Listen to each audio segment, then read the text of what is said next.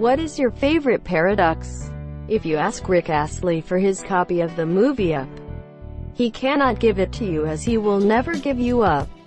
However, in doing so he lets you down, thus creating the Astley paradox. No one goes there because it's crowded. The future ain't what it used to be. Entry-level position requiring 5+ years of experience, when the programming language has existed for 2. Theseus ship. You take a ship and replace every single part in it with a new one. Is it still the same ship? If not, at what point does it stop being the ship you knew? Also, if you take all the parts you replaced and build another ship with them, is it the original ship? Imagine this but with a human. You get an less arm transplant, a double leg transplant, a heart, liver, lungs, kidney, etc. At what point are you just a brain piloting another me bag because your original one died? I hate myself, but I think I'm better than everyone. Everyone thinks they're better than everyone else these days. Personally, I wouldn't stoop to their level. Time travel. If time travel was possible, then presumably someone from the future would have already gone back in time to change the past. Therefore, when someone says they, for example, would have stopped Hitler, they actually wouldn't, because someone already would have made that correction in time. Instead, that must have been, unfortunately, the best possible outcome out of all possible outcomes. Either that or time travel just isn't possible, which seems significantly more likely. The change could have happened, but that would have splintered off into a parallel really, which we are not a part of. Time travel may exist. We will never experience it unless we are the individual time traveling. The bootstrap paradox. Imagine you know all of Elvis' music and every single thing about him, so you go back in time to see him only to find he doesn't exist, so you play his music and you become Elvis. He was never original, but it's still a stable paradox. Like in Futurama when Fry has sex with his grandmother as a young woman, making him his own grandfather? He did do the nasty in the pasty. The human brain paradox. You see, our brains are so complex that we can't fully understand how they work. If they were simpler, we totally could, except that if our brains were simpler, we'd be more stupid, and still unable to fully understand our own brains. Can't yet fully understand. It's not really a paradox, as there isn't necessarily a limit to how much we can figure out. We just haven't had enough time. Trust me when I say this, trust no one. The paradox of tolerance. In order to maintain a tolerant society, the society must be intolerant of intolerance. I see this pop up a lot. And to be clear, intolerance doesn't necessarily mean actual force. People like to use this to justify violence.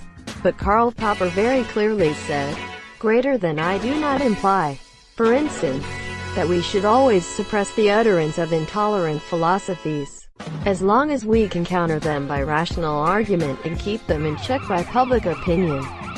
Suppression would certainly be unwise. This thread has taught me that a lot of people wrongly think a difficult question to answer is a paradox.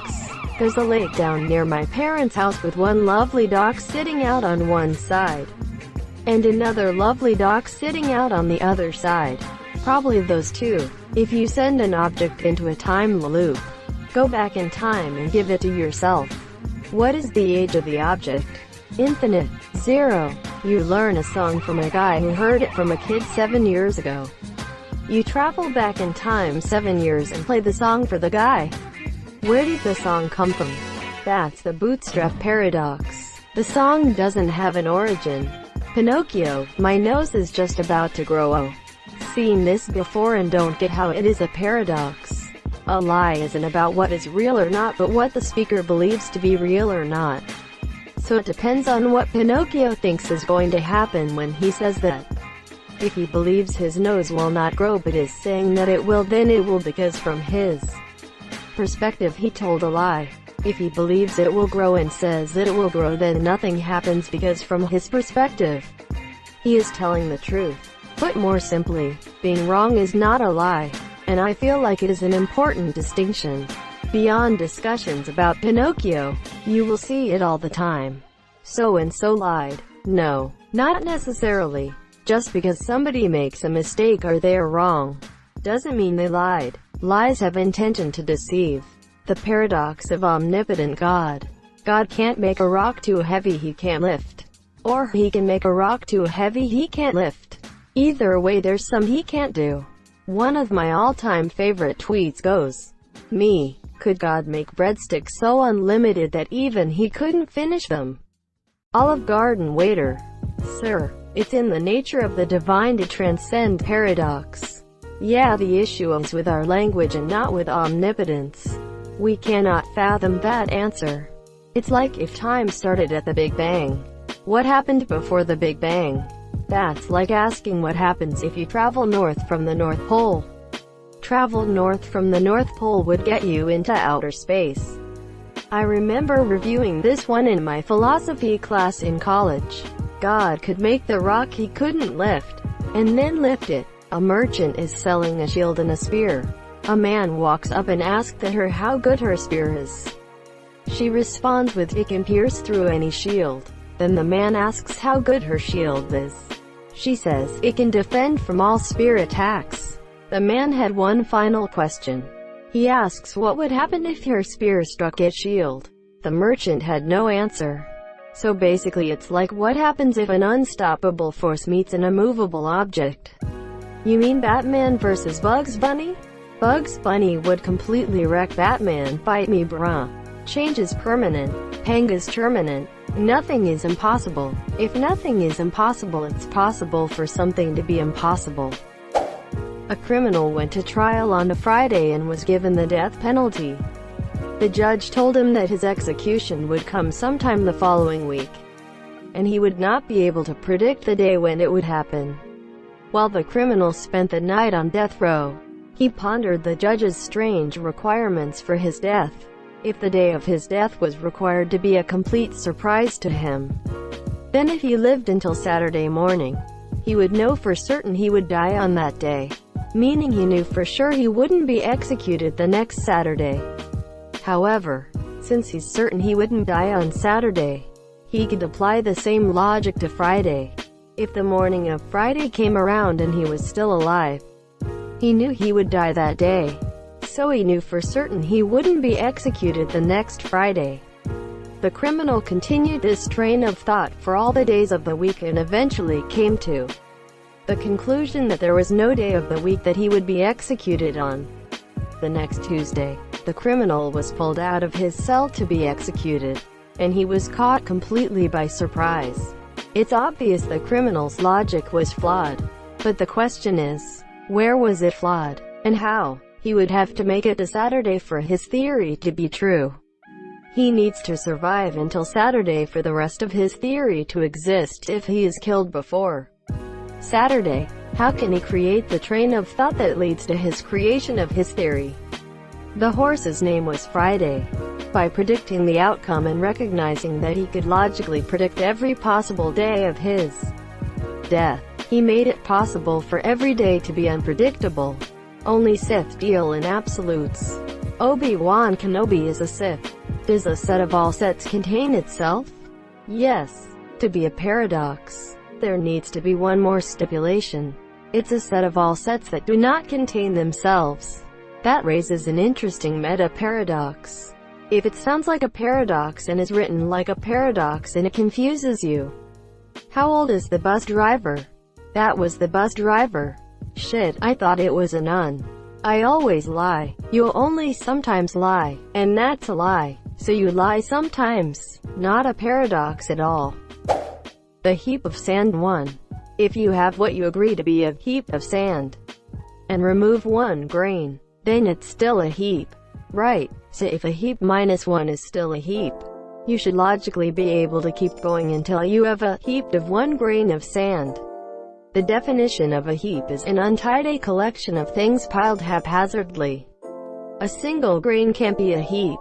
If the question the paradox is getting at is, how many grains of sand do you need to qualify for a heap, quote, then the answer is going to be however many grains it takes to make a haphazardly stacked pile. I believe the term for this one is Sorites paradox. I too am quite fond of it. The grandfather one.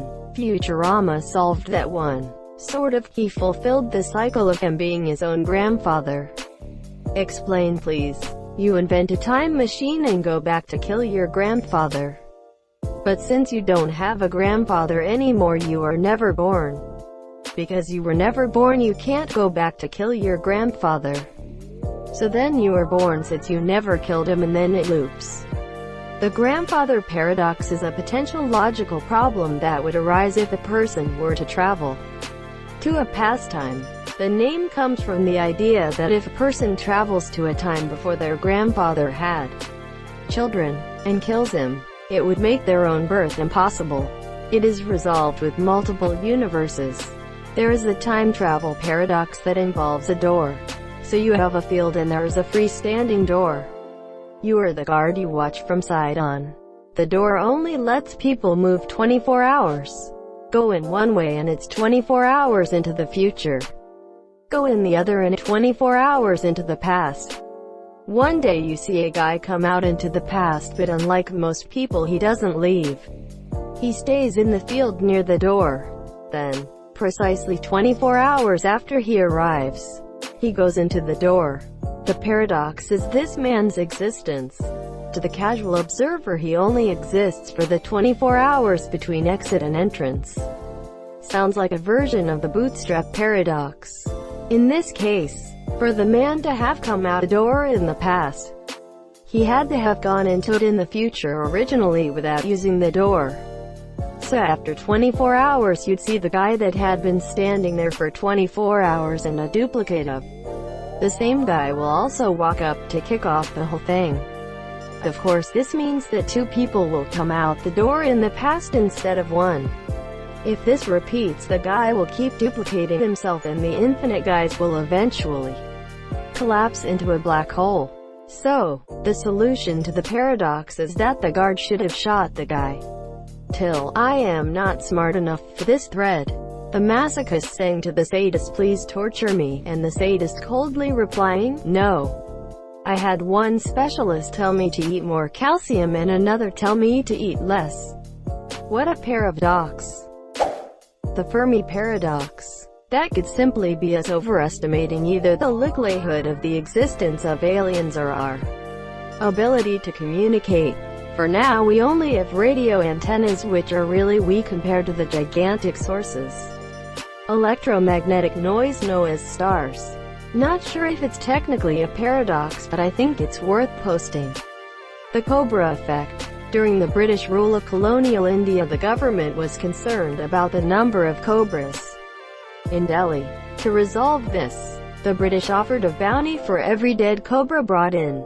While initially successful, this resulted in people breeding the cobras to then slaughter them for the reward. When the British became aware of this, they stopped the bounty, resulting in many of the breeders releasing their now worthless cobras into the general population, and thus overall increasing the population of cobras in Delhi. Good anecdote to describe unintended consequences. If stupidity got us into this mess, then why can't it get us out? That's not a paradox, that's just non sequitur. If fire got us into this mess, why can't it get us out? Here's to alcohol, the cause of and solution to all of life's problems. Pour it on the fire, that will put it out.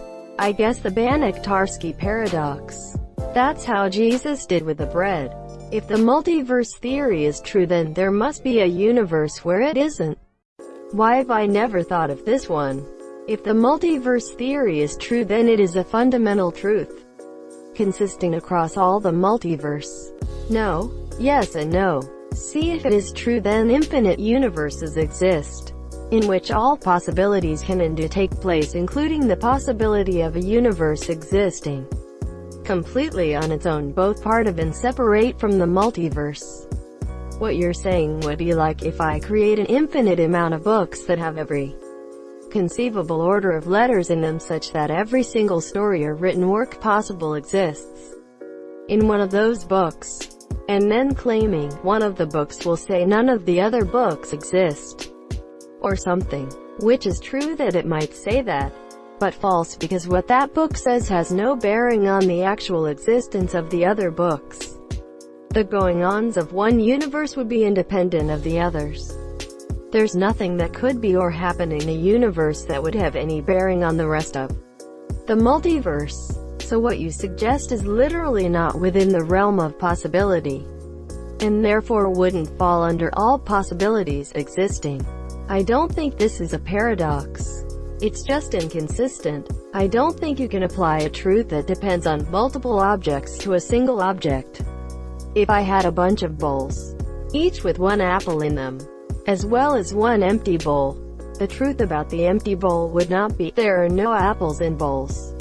The fact that I'm using the plural bowls cannot be applied to a single bowl, and you cannot determine the falseness of a multiverse theory from a single universe.